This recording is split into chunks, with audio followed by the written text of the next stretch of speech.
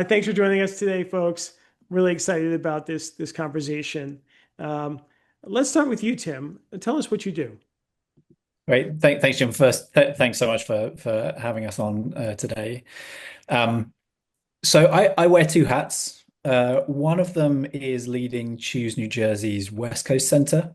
So split my time between Northern California and Southern California, representing the state in California. And the other hat is as the Chief Strategy Officer for Choose New Jersey. So thinking about all those things that kind of help the organization stay relevant, stay current, stay ahead of trends, making sure that our operations are set up to take advantage of that. And what is the mission of Choose New Jersey? So Choose New Jersey's role is to stimulate economic development in the state of New Jersey. The bulk of that is bringing new investment into the state in the form of companies setting up, trying to make the state as competitive and attractive as possible. I suppose telling our story in key markets, both domestically and internationally. Great. Amanda, what do you do? Sure. I am on the go-to-market team at Mithril. That's Mithril.ai. And I was one of the early employees building the team, right now largely focused on partnerships, sales, international expansion, and just ecosystem building. Great. So tell us, Amanda, how did you get from, let's say college to where you are now? Sure. So I'll get into Mithril in a bit about what exactly we do. But I was born in the state of New Jersey, Manalapan, New Jersey. And I was both my parents, mathematicians. Now I'm married to one. And we had a strong sense in my family of giving back, teaching public service. And so that led to a deep career over a decade in the US government, focused on national security. And I lived all over the world. And so it was very much like tip of the spear, what mattered. And so I lived in Ghana, Democratic Republic of the Congo, Pakistan, and I landed in New York. And so it was collecting information to really drive decision making for policymakers and making sure that they had the best information and so that they can make the best decision. And so in New York, I was working with a lot of C-suite executives at Fortune 500 companies on public-private partnerships. And most of the time, we were focused on technology, disruptive tech. This was before ChatGPT, November 2022. And so at that point, we were focused largely on blockchain.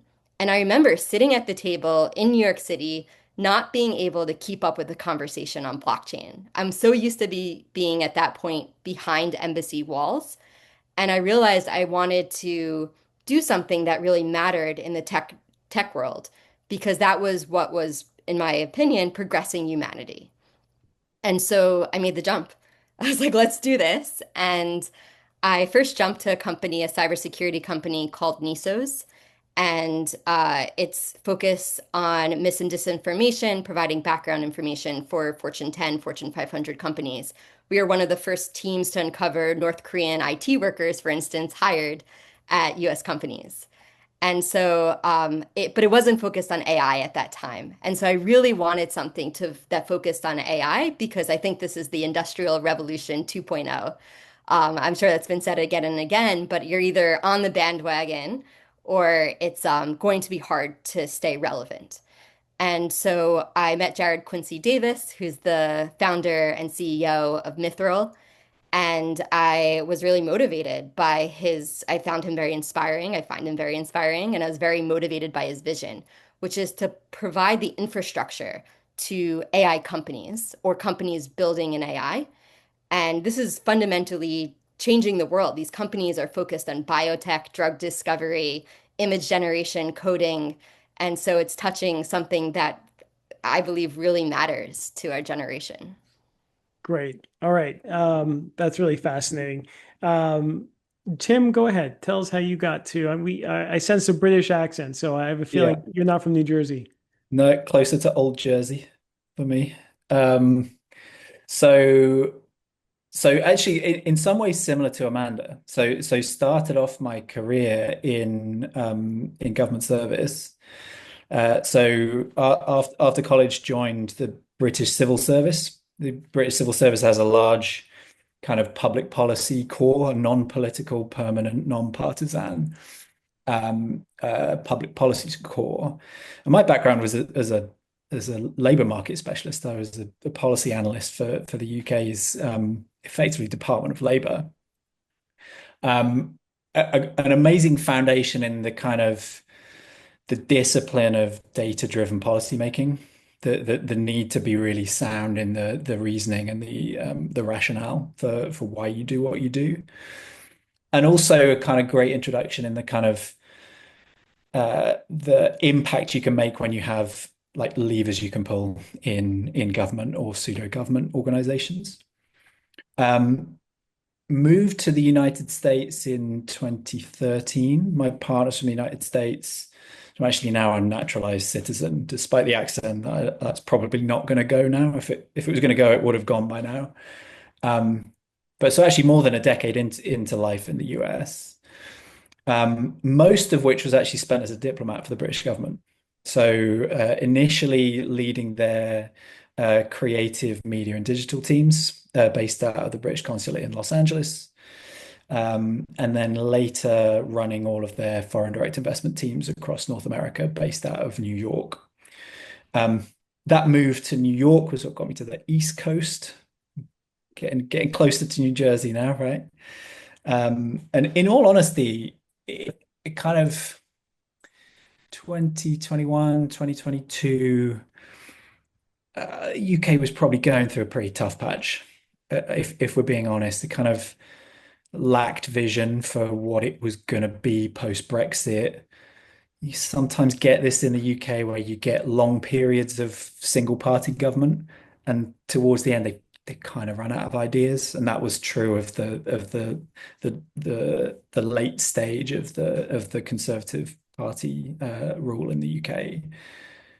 That just made it quite a frustrating place to be. So you kind of then start thinking, okay, she loved the work, working on kind of international trade and investment, thinking about how you tell the story of a place to an audience, how you make sure that an economy is as competitive as it can be, that it's as kind of strong and attractive a place to do business as possible. So I actually started looking at, I actually hit one of those exploratory conversations was with Wes Matthews, the chief exec of Choose New Jersey.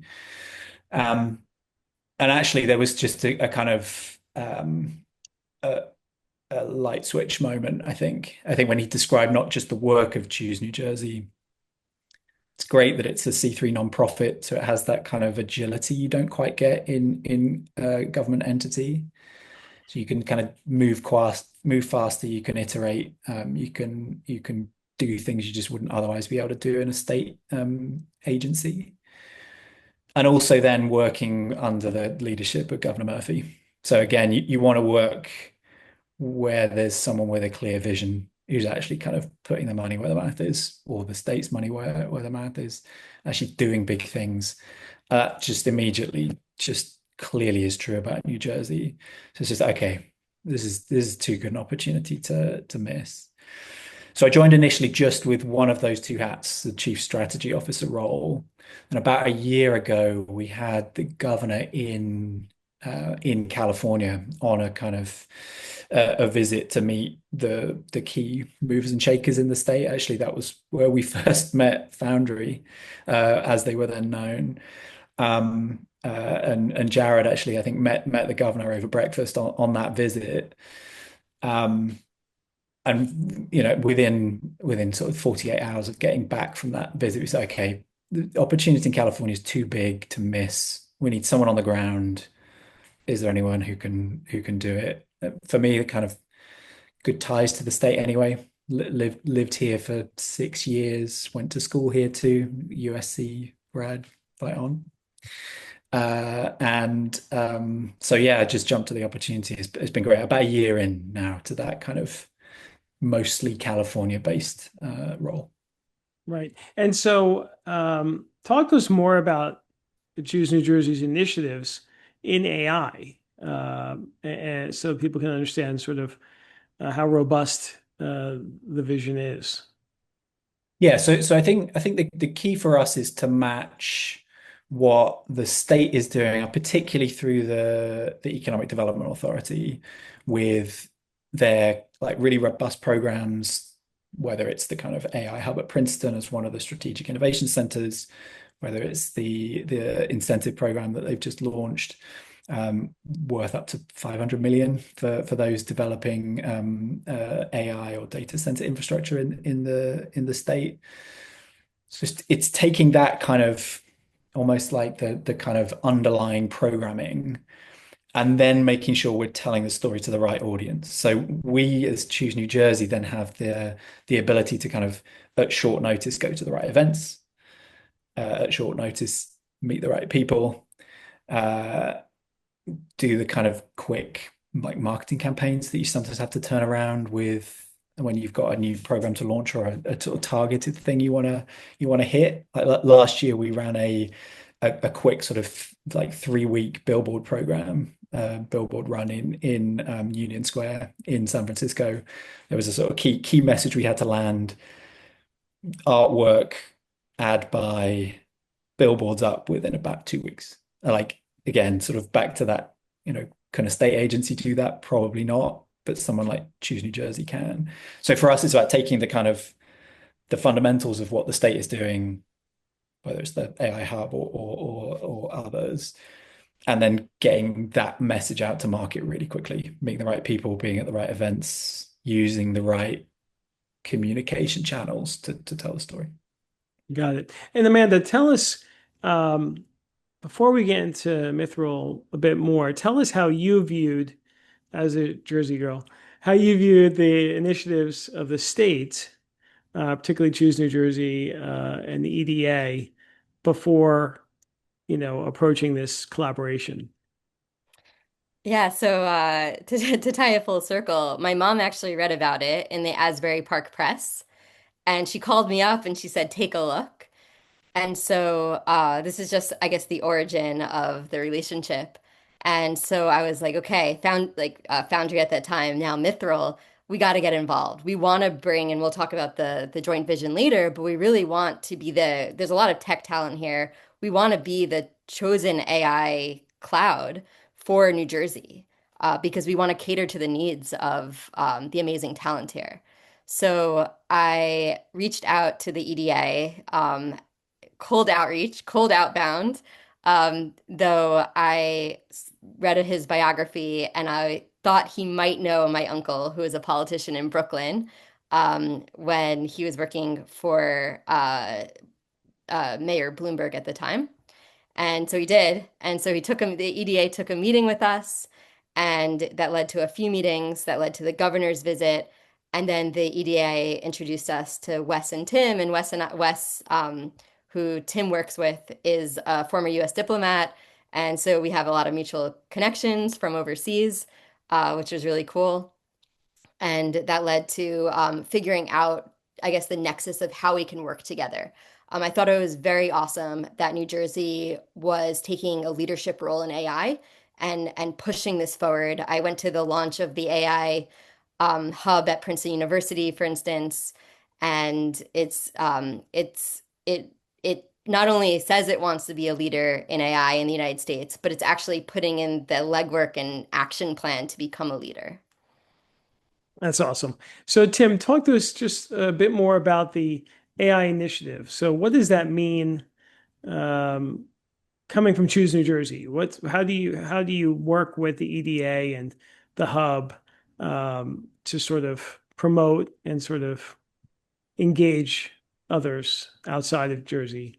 Yeah, so I think our success metrics really for this is they're probably twofold. They're kind of traditionally we're all about, how many companies can you get to set up in the state and how many people do they employ? And that's certainly still true with our AI initiatives. I think the other component though is then thinking about what else is needed for the state to build out its ecosystem. So I think there's a few things that go into that.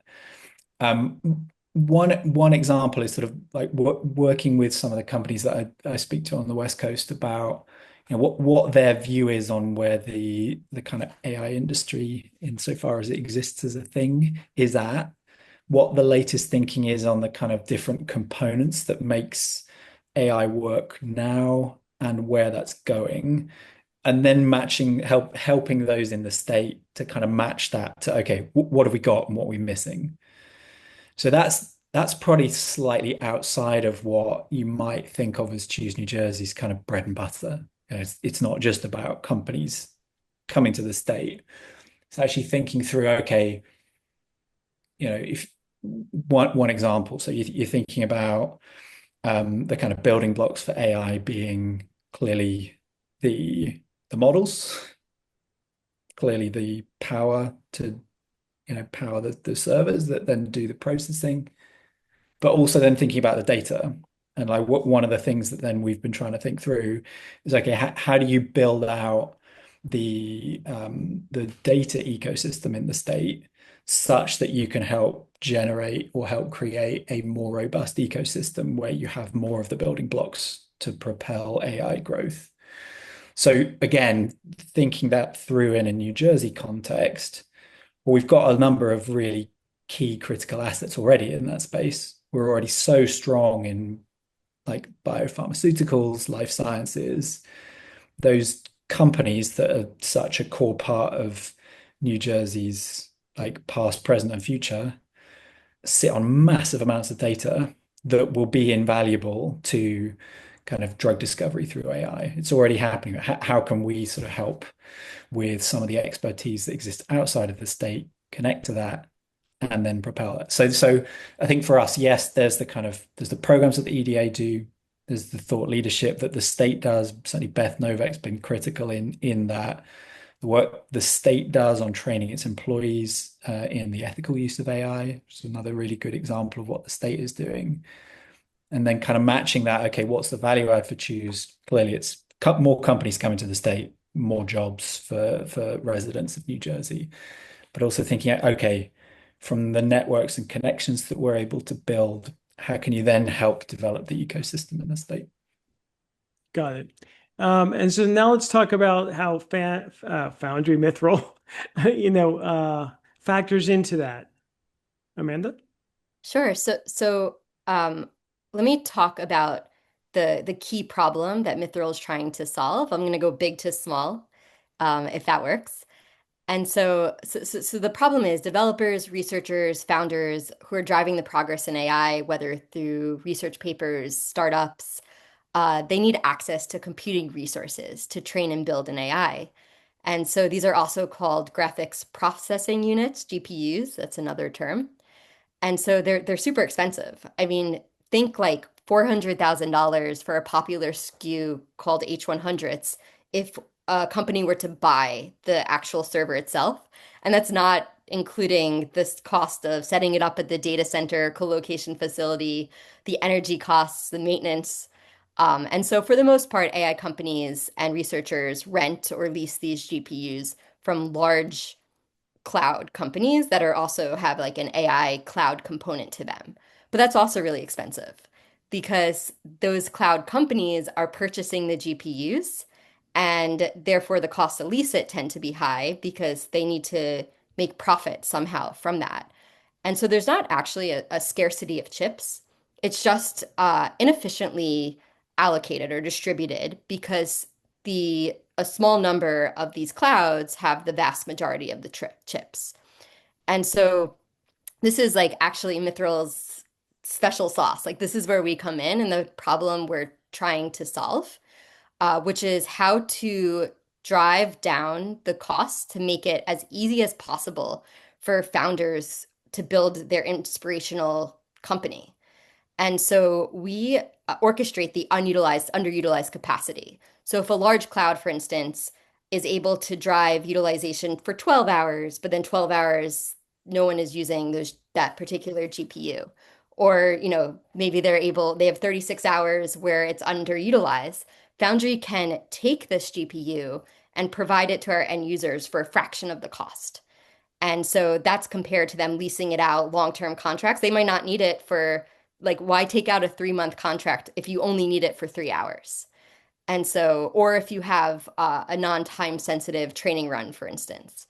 And so we have a number of companies because of our aggressive pricing, because of our accessibility to entrepreneurs. And we don't have the large expenditures ourselves, like some of these large companies. And so our customers are, as like as Tim had mentioned, uh, doing everything from drug discovery. So chai discovery, for instance, is focused on optimizing drug discovery for bio and pharmaceutical use cases. That's one of our clients. Broad Institute, which is based out of Massachusetts, but they're researching the root causes of diseases. And Cursor, which I believe many people have heard of, which is an AI-powered code editor. They built it, their early product, Cursor Tab, on Foundry or Mithril now. And we have conglomerates like LG Research who are building their computer vision model on Foundry on Mithril. Awesome. And so, so you're going to bring that to all the companies, including the startups, growth companies, and larger corporates who all need access, but at a fraction of the cost. Is that correct? Exactly. And that's our core product. And on top of that, we're now focused on building on top of this core product, like a batch inference product, for instance. And in order to capture a broader audience. There's not only AI developers who have studied it, gotten their PhDs in it, but there's developers who want to enter the AI arena. And so we want to make it even more accessible for startups or entrepreneurs to found their AI company. And so this is where also the collaboration with Choose New Jersey and Tim come in. Oh, that's great. So, Tim, talk to us about how you see Mithril helping. Is there discounted pricing, or are there really flexible programs that we can even make more palatable or attractive to all the businesses and ventures and entrepreneurs? Yes to the above. So that, I think that's why we were so excited to set up the partnership with Mithril. So essentially, what we saw in those early conversations with Amanda and the team was that there's an opportunity to take a point of friction out of the process of setting up and scaling in the state of New Jersey. Now, it's a point of friction that's not specific to New Jersey, but there's an opportunity for us to make it a competitive advantage. So effectively, what the partnership does is it unlocks for companies that we're working with, we make the introduction to Mithril. It unlocks both reserved server space and advantageous pricing to allow them to get the server capacity that they need. So essentially, for a startup or a scale up that is needing capacity, like they now have preferential access, preferential pricing, and a direct introduction specific for New Jersey, which for us is great. It's a genuine competitive advantage. It's guaranteed access to reserve. One of the largest pain points I hear from AI companies is having to book something way in advance in order to get access if they need, just say, GPUs for 2 weeks or 6 months, and it's very hard to get access to those servers. And so we're guaranteeing access through our Choose New Jersey partnership. That's fantastic. And also, what about for academia? Yeah, so we partner a lot with academia. Okay. We have a specific program for academics, and so we have a number of PIs and labs at Princeton, for instance. We're talking to Rutgers, and we also, outside of the state, work with like Broad Institute, as I mentioned, MIT, Harvard, Stanford, Berkeley. That's fantastic. What about the vision, Tim, as this collaboration goes forward? What do what's the sort of a goalpost,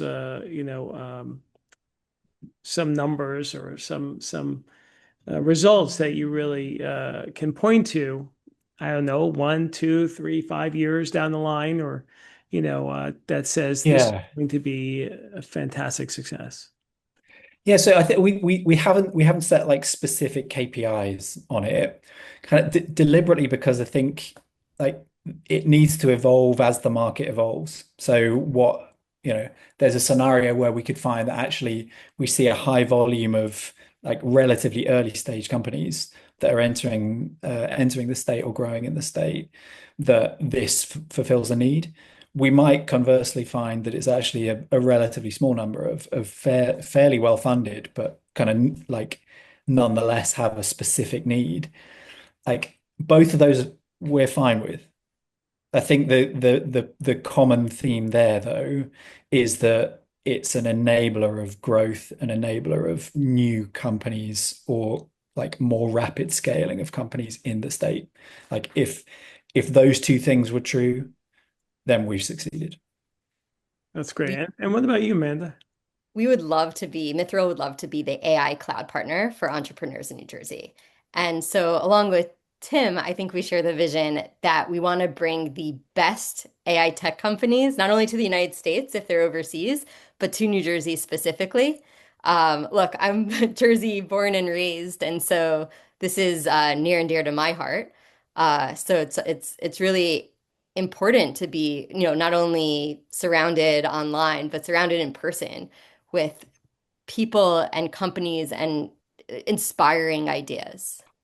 That's great. Wonderful. Usually we ask sort of just one thing, just for sort of tips for our audience. So let me ask, what's just one tip for entrepreneurs looking to scale a tech company in New Jersey? Yeah, so I think it's always critical for like companies, places, frankly, everyone to be really clear on who you are, what your competitive advantage is. I think for a tech company scaling in New Jersey, combine those two, right? So clear on what you as your company, what your competitive advantage is, like what your differentiator is. Put that in the context of New Jersey, where our competitive advantage is human capital, it's talent, plus market proximity. Like there's loads of other great things, but if you just had to name two, it's market proximity, human capital, stroke talent. Lean into that. So if you're a startup that's driven by access to market and access to talent, New Jersey's got it. Great. Amanda? So in terms of, speaking of New Jersey, it's a wonderful state, come. But speaking of starting an company, whether AI or a technology company, it's just jump now. Just do it. Don't wait. There's never a good time. There are always going to be challenges, whether it's to raise VC money or if your idea has product market fit. And so it's what's exciting about right now is that it takes little capital investment with all the new AI tools that consistently come out to just build a company. And so people are racing to become the first solo entrepreneur slash employee to have a $1 billion company. And so even if you find a multi-million-dollar company that's leading to human progress, that's a success. And so, and if the company doesn't have product market fit, if it doesn't work out, you can always pivot. And it's the most exciting time that I can recognize in like the last decade to found a company. So Yeah. go. And obviously your company has been such a success. I mean, getting that much funding, you know, uh, is incredible. So you must be excited to be the next unicorn, you know, and So in it's this exciting. industry. So that's exciting. And hopefully we'll have many more unicorns, emanating from the state. But one more question. What about just entrepreneurs who are looking to start an AI related venture wherever they are? Any broad tips, Amanda? So my advice before was more that broad tip, and it's just so maybe less relevant to the state of New Jersey here, but it's like, with vibe coding, you don't even have to be necessarily a technical founder to just get your MVP. Excellent. Yeah. Tim? And I think for me the thing that continually jumps out is in this space the need for agility. The number of wildly successful AI companies that we've seen that started off as actually something quite different. Kind of, even you think about the kind of really big success story in the state of New Jersey of CoreWeave. You think about their kind of origin story, it's absolutely not what they're doing now, but it was their agility to spot the market opportunity in the moment that propelled them. So I think because the space is moving so quickly, the regulatory backdrop is shifting in kind of real time. Like agility is the thing that's going to make or break. Yeah, 100%. I agree with that. This has been a great conversation. We usually end with a quote or a saying or a poem. What would you like to share, Amanda? So I wrote it down.